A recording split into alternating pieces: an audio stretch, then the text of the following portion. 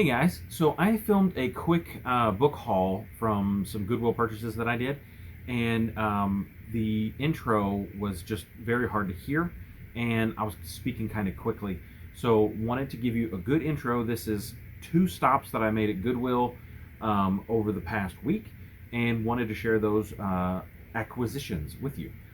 Everything I bought was very reasonably priced, and I'm very excited to share what I got. On to the video.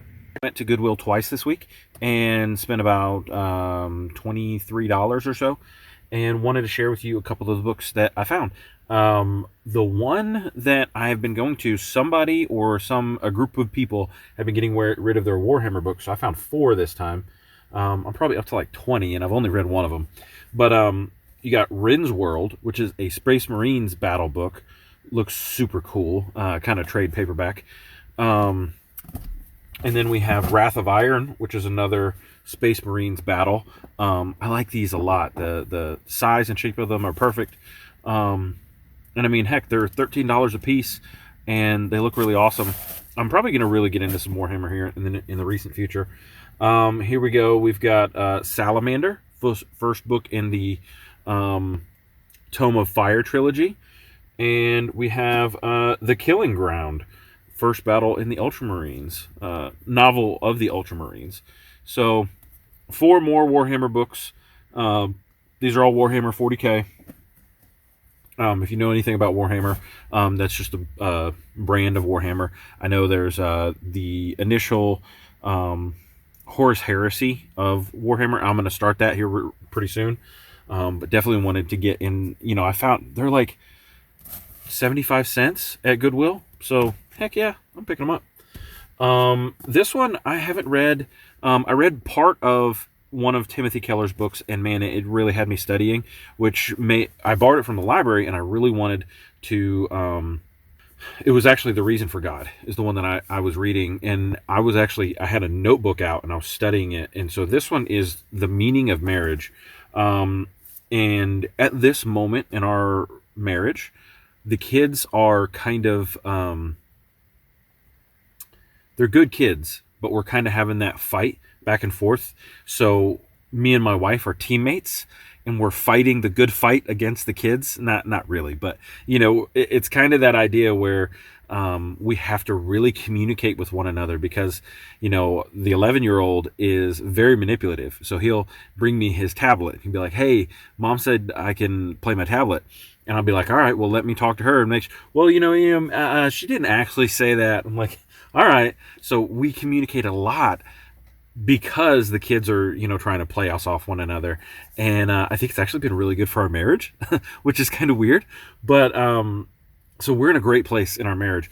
But one of the things I was talking about with my dad is when my mom and dad split up, it was when the kids left the house, or about the time that the kids left the house. And he was kind of saying that that's one of the hardest times in a marriage. So we're looking in the next 10 to 15 years of the kids leaving home and starting their own lives. So I want to make sure that this great time of marriage that I'm currently going through lasts and for forever, for the end of our lives. I hope, we do the notebook hand in hand, die together thing. Faulkner in August is coming up, and I think this is the one, Absalom. Found it at Goodwill. I think it's one of the ones that I didn't have. I'll have to look in the Voxer chat if you guys want to join that. I'll link you to Alan's channel. He kind of is one of the main members of that. Also, the Codex Cantina guys, Brian from Bookish, I'm joining them. I'm not a main part of it, but last year I did The Sound and the Fury with them, and this is very much like the copy that I have. So wanted to pick it up because I don't think I have this one, and I wanted to have the group book for the Faulkner in August coming up. Agatha Christie, this book is just beautiful. I love the style of it. The man in the brown suit. The only Agatha Christie I've ever read is Murder on the Orient Express. I have And There Were None and Death on the Nile, I believe. And I want to get into her books a little bit more. I really enjoyed Murder on the Orient Express. Thought it was fantastic. So with as pretty as this cover is, and the fact that it's an Agatha Christie, I wanted to pick it up. Found a couple Stephen King books in hardback, which is not my favorite, but Definitely wanted to get this one, which is Hearts in Atlantis. I've heard it has a lot of Dark Tower tie-in, and so I'm excited to read it and see where that Dark Tower tie-in is. I'm currently reading Song of Susanna in book 6 in the Dark Tower, and I'm loving the tie-ins that I get so far.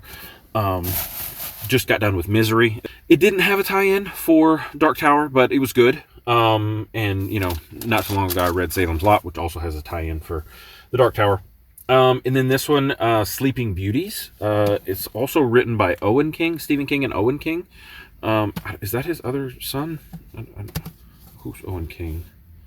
Might be. Author of the novel Double Feature and We're All in This Together. He is a co-author Into Invasion. He is the co-author of Into the Alien Invasion and the co-editor of Who Can Save Us Now. He lives in New York with his wife, novelist Kelly Brad.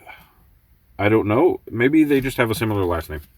King's not a very strange last name to have. Maybe it's just a coincidence. I don't know.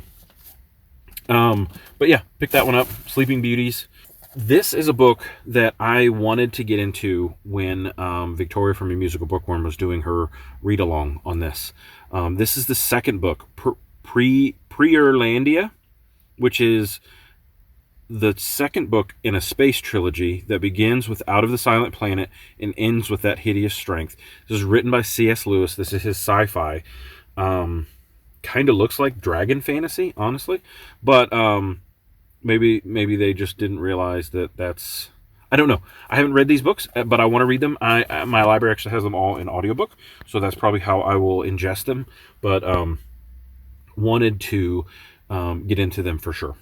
Alexandre Dumas wrote The Three Musketeers, and I believe this is the fourth one. Maybe? I'm not exactly sure where this falls. You have... So begins the magnificent concluding story of the swashbuckling musketeers Aramis, Athos, Porthos, and D'Artagnan. Aramis, plotting against the King of France, bribes his way into a jail cell of the Bastille, where a certain prisoner has been entombed for 8 years.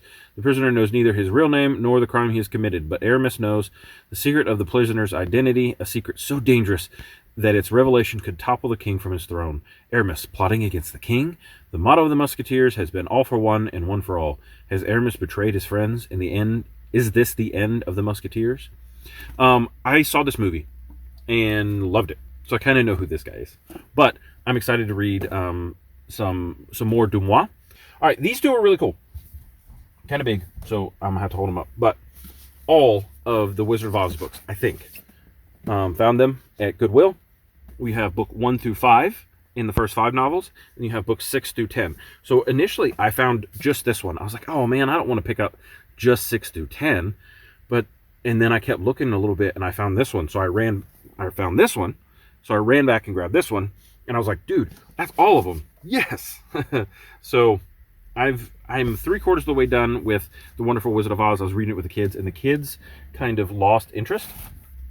So I'm going to read them by myself and add them back to my TBR eventually. Just kind of like I bought Mary Poppins little way back in last year, and I want to just read some kid books that are classics that I never read as a kid. I read a lot of books as a kid, but I didn't read these types of books. So, and last but certainly not least, I've been looking for this book for so long. I've read The Lord of the Rings a few times. I've read The Hobbit maybe 10 times. But I've never read The Silmarillion. And Murphy Napier talks it up big time. I've got a buddy who used to keep it in his bathroom, and he would just reference it. He used it as a reference. He's like, he'd go through and he'd read the Silmarillion, just parts of it back and forth. I'm very, very excited to get into this. I know it's kind of like a brief history, and people have taken and kind of done longer histories. There's like I don't know exactly, but I will know, and I will talk to you about it. Maybe do a Lord of the Rings reread. Since I read The Hobbit, when did I read The Hobbit last? Might have been a year ago too. No, it was right before I started the BookTube channel, so it's been almost 3 years now, or maybe just over 3. Yeah, no, I started my BookTube channel in May of 2019. So I'm going into my 3rd year. So it was just over 3 years ago that I read The Hobbit the last time. So we might reread The Hobbit and then reread Lord of the Rings and then get into the Silmarillion. So excited for all these books, man. I like going to the thrift store and buying multiple books. Like I got $15 for half of them, and then the other half of them I think were some of them were considered kids books, like these Wizard of Oz books. Hardcover kids books are less than $2 at Goodwill. Crazy you can get books that cheap. If you haven't stopped by your local Goodwill, if you're in the US, you should, because it's a heck of a deal. Talk to you guys later. Bye.